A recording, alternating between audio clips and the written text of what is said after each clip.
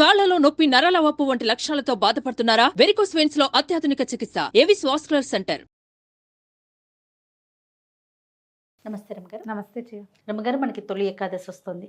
మరి ఏకాదశి యొక్క విశిష్టత, ఆ రోజు అనుసరించాల్సిన విధి విధానాలు ఇంకొకసారి మాట్లాడుకుందాం. ఏటా చెప్పుకునేది మళ్ళీ చెప్తాం. ఈ నెలలో జూలైలో 3 ఏకాదశులు వచ్చినాయి జయ. అవును, 2వ తారీఖు వచ్చింది, రేపు 17వ తారీఖు తొలి ఏకాదశి వస్తుంది. మళ్ళీ నెలాఖరు 30వ తారీఖు కూడా ఇంకో ఏకాదశి, 3వ ఏకాదశి వస్తుంది. చాలా రేర్ గా వస్తుంది. 3 ఒకే నెలలో రావడం కొంచెం రేరే. మాసం అంటే మాసాల్లో అని అనటానికి వీల్లేదు. ఈ మన ఆషాఢంలో వచ్చే 2 ఏకాదశులు ఇందులోనే ఉన్నాయి. జ్యేష్ఠంలోనే ఇచ్చే 2వ ఏకాదశి కూడా ఈ నెలలోనే వచ్చేసింది. 3 ఉపవాసాలు వచ్చినాయి. తొలి ఏకాదశి అంటే దేవశయని ఏకాదశి అంటారు. శయనైకాదశి దీని పేరు.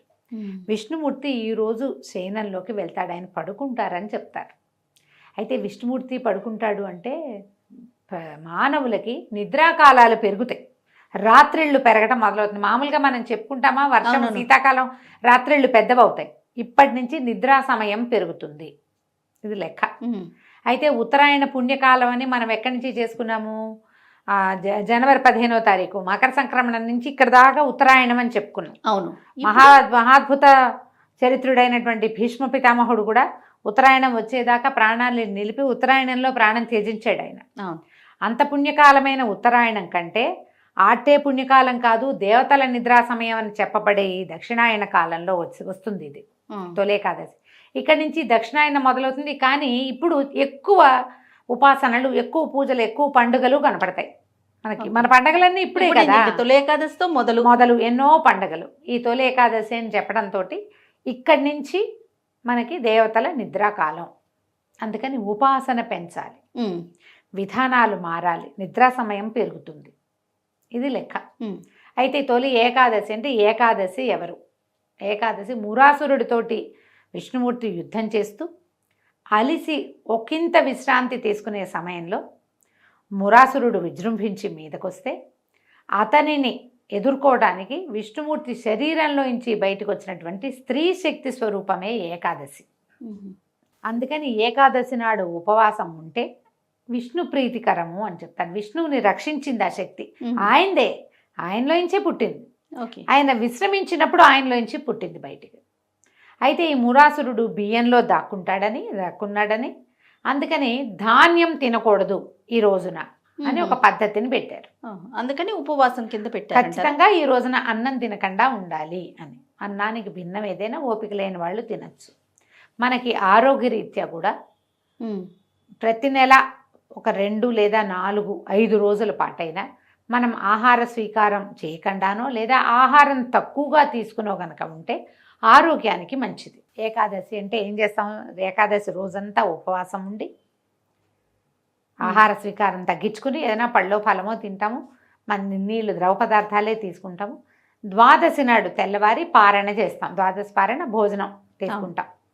దీంతో పాటుగా మనం ఈ ఉపవాసం చేసిన సమయంలో భగవంతుని సమీపంలో వసించే మార్గాన్ని కూడా ఆ రోజు అనుసరించాలి. ఏదైనా విష్ణునామ సంకీర్తన, భగవన్నామ సంకీర్తన తీసుకోవటం, చేయటం, ఇక్కడ మనం విష్ణువుతోటి ఉన్నట్టు అన్నమాట. మర్నాడు ఉదయం ఎవరినైనా ఒక బ్రాహ్మణునో ఓ ముత్తైదువునో మనకు అవకాశం ఉంటే వారిని భోజనాన్ని పిలిచి వారికి భోజనం పెట్టి తర్వాత మనం భోజన స్వీకారం చేస్తే మంచిది. ద్వాదశ పారాయణకి రమ్మని ఎవరైనా పిలవచ్చు మీకు అవకాశం ఉంటే. అవకాశం లేకపోతే మనం వంట చేసుకుని మనమే దేవుడికి నివేదన చేసుకుని మనమే భోజనం చేసి ఎవరికైనా ఏమంటారు మనం పొత్తర్లు ఇవ్వటము, మోయనివ్వటము, తర్వాత దాన్ని స్వయం పాకం ఇవ్వడము మంచిది చేయగలిగితే. ఇది ఈ కాలంలో కుదరాలి కదా. సమీపంలో ఎవరైనా దేవాలయం ఉండి అర్చకులు ఎవరైనా దొరికినా, మీకు దగ్గరలోనే బ్రాహ్మణులు ఎవరైనా దొరికినా, లేదా నేను అవన్నీ చేయలేను, నాకు వాటి మీద నమ్మకం లేదు, ఎవరో ఒకరికి భోజనం పెట్టండి. అది మనం చేయగలిగిన పని కదా, చేస్తే మంచిది. ఇప్పుడు ఈ కాలంలో ఇక్కడి నుంచి మొదలుపెట్టి, ఎప్పుడు తొలి ఏకాదశి నుంచి మొదలుపెట్టి కార్తీక శుద్ధ ఏకాదశి, ఉత్థాన ఏకాదశి దాకా, అంటే ఇప్పుడు శయన ఏకాదశి, అది ఉత్థాన ఏకాదశి, 4 నెలల కాలాన్ని చాతుర్మాస్యంగా చెప్తారు. ఈ చాతుర్మాస్య దీక్షలో మనకి గురువుగారు చాలామంది, జీఎన్ స్వామి వారు చాతుర్మాస్య దీక్షలో ఉన్నారు అని చెప్తాం కదా. అవునండి. మన శృంగేరి పీఠాధిపతి చాతుర్మాస్య దీక్షలో ఉన్నారని, చాతుర్మాస్య దీక్షలో ఉన్నప్పుడు వారున్న ప్రదేశం నుంచి వేరే చోటకు వెళ్ళి ఎక్కడికి ప్రయాణాలు చేయకూడదు, ప్రయాణం చేయకుండా ఉంటారు. ఎందుకంటే ఇది వర్షాకాలం వస్తుంది, ఈ కాలంలో ప్రయాణాలు మంచివి కాదని పాత రోజుల్లో ఈ నియమం పెట్టి ఉండొచ్చు. మామూలు మనలాంటి వాళ్ళు కూడా చాతుర్మాస్యం చేసుకోవచ్చు. చాతుర్మాస్యం ఈ 4 నెలలు విష్ణువుని పూజించే విధానం. రోజు విష్ణుమూర్తికి అభిషేకం చేయటం ముక్తి లభిస్తుందట. రోజు తులసితోటి అర్చన చేయటం, నందివర్ధనం పువ్వులతోటి అర్చన చేయటం, ప్రతిరోజు చాతుర్మాస్యంలో దేవాలయ దర్శనం చేయటం, ప్రతిరోజు విష్ణు సహస్రనామ పారాయణ చేయటం, శివపారాయణ కూడా, శివనామం కూడా. ఇది ఓన్లీ విష్ణువుకే అని చెప్పడానికి ఏం లేదు. చాతుర్మాస్యంలో శివదీక్ష కూడా, శివనామ స్మరణ చేసుకోవచ్చు. పంచాక్షరి ప్రతిరోజు విధిగా ఎన్నిసార్లు చేయాలని, ప్రతిరోజు గాయత్రి చేయటం, ఇలా ఏదైనా ఈ చాతుర్మాస్యంలో ఎవరైనా చేయొచ్చు. చాతుర్మాస్య దీక్ష ప్రత్యేకంగా తీసుకునే వాళ్ళు ఏంటంటే దీనికి కుల మత వయో విచక్షణ ఏమీ లేదు. గృహస్థులు తీసుకుంటారు, వాళ్ళకి అవకాశం ఉంటుంది. మొదటి మాసం అంటే ఇప్పుడు తొలి ఏకాదశి నుంచి మళ్ళీ నెల దాకా కూరలు తినరు, 2వ నెలలో పెరుగు తినరు, 3వ నెలలో పాలు తీసుకోరు, 4వ నెలలో ఏ పప్పు దినుసులు తీసుకోరు. ఇది నియమం. ఇది నియమం. ఈ నియమం. దీంతో పాటుగా మనం ఏం చేయొచ్చు చాతుర్మాస్యంలో, ఇవన్నీ మనం పాటించలేము. మనం పాటించగలిగేవి కొన్ని ఉన్నాయి. 4 నెలలు భగవద్గీత చదవండి, భాగవత పారాయణ చేయండి, ఏదైనా పురాణ శ్రవణం చేయండి, ప్రతిరోజు 4 మంచి మాటలు వినండి. ఇలా మనం చాతుర్మాస్య దీక్ష చేసుకోవచ్చు. ఏదైనా చేయొచ్చుగా మనం. మహాభారతం వినొచ్చు, భాగవతం వినొచ్చు, రామాయణం వినొచ్చు, శివపురాణము, విష్ణు పురాణము, ఎవరైనా ఎవరేది చెప్తే ఏదో ఒక పురాణ శ్రవణం చేయటం, లేదా దేవాలయానికి వెళ్ళటం, లేదా పూజ చేసుకోవటం. ప్రతిరోజు దీపం 4 నెలలు 2 పూట్ల దీపం. అలవాట్లేదు దీపాలు పెట్టేది, ఒక పూటే పెడతాం. ఈ 4 నెలలు 2 పూట్ల దీపం పెట్టండి. మనం చేయగలిగింది, కానీ మాసం అంతా చేసేలా 4 నెలలు చేసుకుని 4 నెలలు కూడా 4 నెలలు చాతుర్మాస్యం కదా. అవునవును. చాతుర్మాస్యం ఎలా చేసుకోవాలి అని అడిగే వాళ్ళ కోసం చెప్తున్నాను. అట్లనేనండి. చాతుర్మాస్యానికి పెద్ద పెద్ద విధి విధానాలు ఉన్నాయి. అవి పాటించదలుచుకుంటే మీరు పెద్దవాళ్ళని ఎవరైనా కనుక్కుని, పురోహితుని కనుక్కుని చేసుకోవచ్చు. అవి నేను చెప్పట్లా. మనం ఇది ఇలా చేయొచ్చు. ప్రతిరోజు చేసుకునేవి ఇక్కడి నుంచి మొదలుపెట్టి చేసుకోవటం. మనం తొలి ఏకాదశికి వస్తే, తొలి ఏకాదశి నాడు పేలపిండిని నివేదన చేసి తీసుకుంటారు. పేలపిండి అంటే పేలాలు, జొన్నలు వేయించి, బియ్యం పేలాలు వడ్ల పేలాలు కాకుండా జొన్న పేలాలు చేస్తారు ఎక్కువగా. జొన్న పేలాలు చేసుకోవటం. తర్వాత వాటిని చక్కగా దంచి, బెల్లము కొంచెం ఏలక పొడి చేర్చి దంచి పేల పిండిని నివేదన చేసి భగవంతుడికి పేలపిండి పంచుకోవచ్చు, తినచ్చు. ఈరోజు విశేషం అది. ఇక్కడి నుంచి మనకి దక్షిణాయనం మొదలవుతుంది. ఇది ఎప్పటిదాకా ఉంది? మళ్ళా జనవరి దాకా, జనవరి 15వ తారీఖు దాకా ఈ దక్షిణాయనం నడుస్తుంది. ఈ లోపల ఇప్పుడు ఈ మాసం అయిపోగానే శ్రావణం వస్తుంది. శ్రావణం అంతా పూజలు. తర్వాత భాద్రపదంలో మొదటి 9-10 రోజులు మనం గణపతిని ఆరాధిస్తాం. తర్వాత పితరులని ఆరాధించే 15 రోజులు వస్తాయి, ఆరాధన. అక్కడి నుంచి మళ్ళా ఇది వస్తుంది, ఆశ్వీజ మాసం వస్తుంది. అమ్మవారి కోసం 10 రోజులు సేవించుకుంటాం. ఆశ్వీజం వెళ్ళేసరికల్లా కార్తీక మాసం, ఆ తర్వాత మార్గశిర విష్ణు మాసము వచ్చేస్తాయి.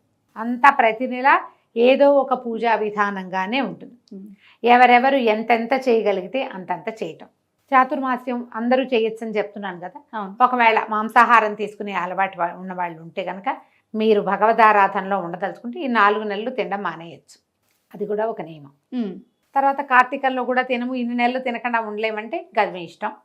అది ఎవరెవరి విచక్షణ బట్టి, అవకాశాన్ని బట్టి చేసుకోవచ్చు. విష్ణువారాధనకి ఉత్తమమైన కాలంగా చెప్తారు ఈ 4 నెలలు.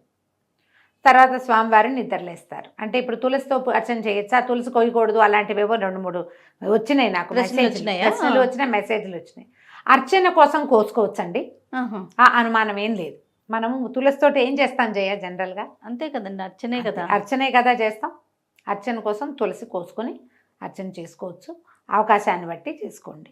ఈ తొలి ఏకాదశి నాడు ఉపవాసం ఉండటం, మర్నాడు వచ్చే ద్వాదశి నాడు పొద్దునే ద్వాదశి పారాయణ చేసుకుని ఎవరికైనా భోజనం పెట్టడం, ఏదైనా మీ అవకాశాలను బట్టి దేవాలయ దర్శనం చేసుకోవడం. ఏకాదశి నాడే చాలా హడావిడిగా ఉంటాయి దేవాలయాలన్నీ. మీ అవకాశం దేవాలయానికి వెళ్ళలేకపోతే ఇంట్లో భాగవతమో, భారతమో, భగవద్గీతో స్వయంగా చదువుకోండమ్మా. వినడం మంచిది, ఎప్పుడు కూడా వినటం మంచిది. మీకు అవకాశం ఉండి చదవగలిగి ఉంటే స్వయంగా చదవండి, అది ఇంకా మంచిది కదా. అది ఇంకా చాలా అంటే చాలా మంచిది, మరీ మంచిది. చేయండి. అట్లా అవకాశం ఉన్నవాళ్ళు ఏకాదశులు సంవత్సరం అంతా చేసుకోవచ్చు. ఓకే. చాతుర్మాస్యంలోనే ఏకాదశులు చేస్తాం అని పెట్టుకుంటే ఇవి కూడా 8 ఏకాదశులు వస్తాయి కదా, ఇవి వస్తాయిగా. అవకాశాన్ని బట్టి ఈ ఏకాదశులైనా కూడా మీరు నియమంగా ఉండి చేసుకోవచ్చు. అన్నం తినకూడదు అంతే. ఏదైనా మాత్రలు వేసుకునే వాళ్ళు, బీపీ షుగర్ లాంటి వాళ్ళు ఉన్నవాళ్ళు కొంచెం ఏదైనా ఫలహారం తీసుకోవచ్చు. ఒకవేళ గర్భవతులు, పిల్లలకి పాలిచ్చేవాళ్ళు, నాకు 4వ నెల నేను చేయొచ్చా, 3వ నెల నేను చేయొచ్చా, ఇవి అడగండమ్మా, చెయ్యొద్దు. ఏకాదశి ఉపవాసం మాత్రం ఉండపోకండి. మీకు అవసరమైన ఆహారాన్ని తీసుకోండి. అనారోగ్యంతో ఉన్నవాళ్ళు, మంచం మీద ఉన్నవాళ్ళు, బాలింతలు, చంటి పిల్లలు, తల్లులు, వీళ్ళని బలవంత పెట్టకండి. అత్తగారులు, భర్తలు మీరు చేయగలిగితే మీరు చేసుకోండి. మీరు కూడా ఏకాదశి ఉండాల్సిందేనని అనద్దు. కనీసం భగవన్నామ స్మరణ చేయించండి. దేవుడికి దీపం పెట్టించండి. దీపం పెట్టుకోవచ్చు. నియమం ఎంత మటుకు కొన్ని నియమాలైనా పెట్టుకోవచ్చు. ఏదన్నా మంచిది చదువుకోవచ్చు. ఏ కృష్ణాష్టకమో చదువుకోవచ్చు, విశ్వాసనామం చదువుకోవచ్చు. 2 పూట్ల దీపారాధన చేయొచ్చు. అలాంటిది ఏదైనా నియమం పెట్టుకుని ముందుకు తీసుకెళ్ళండి. నేను ప్రెగ్నెన్సీ 7వ నెల 6వ నెల చాలామంది అడుగుతారు, 7వ నెల వచ్చింది నేను చేయొచ్చా, చేయకూడదు అని పక్కన చెప్తూనే ఉంటాం. మళ్ళీ అడుగుతారు. అడగండి అమ్మా. ఇప్పుడు ఈ సంవత్సరం కాకపోతే మరి తర్వాత ఏకాదశులు చేసుకోవచ్చు. అంతే కదా. దండం పెట్టుకోండి. ఈ అన్నం మానేయాలన్న గోల ఎందుకు? ఈ అన్నం మానేసి ఒకవేళ ఉండగలిగి మీరు ఏదైనా కొర్రలు తీసుకుంటాం, ఇంకోటి తీసుకుంటాం అంటే మీ ఇష్టం. చిన్న నెలల్లో ఉన్నవాళ్ళు, పెద్ద నెలలు వచ్చిన వాళ్ళు అలా ఆహారానికి అలమటించేలాగా జీవుడిని చేయకూడదు. ఎందుకంటే లోపల ఇంకొక జీవం ఉంది కదా, అంతేగా. వాటిని అడగబోకండి. పెద్దవాళ్ళు కూడా ఓపిక కలిగిన వాళ్ళు ఉండండి. లేదా భగవన్నామస్మరణ చేసుకోండి. అదైనా కూడా ఉపవాసం కిందే వస్తుంది. రైట్. మీ అవకాశాన్ని బట్టి తొలి ఏకాదశి పర్వదినాన్ని జరుపుకోండి. రైట్ అమ్మ గారు. నమస్తే. నమస్తే. సుమన్ టీవీలో మీ పర్సనల్ అండ్ బిజినెస్ ప్రమోషన్స్ కోసం కింది నెంబర్కి కాంటాక్ట్ చేయండి.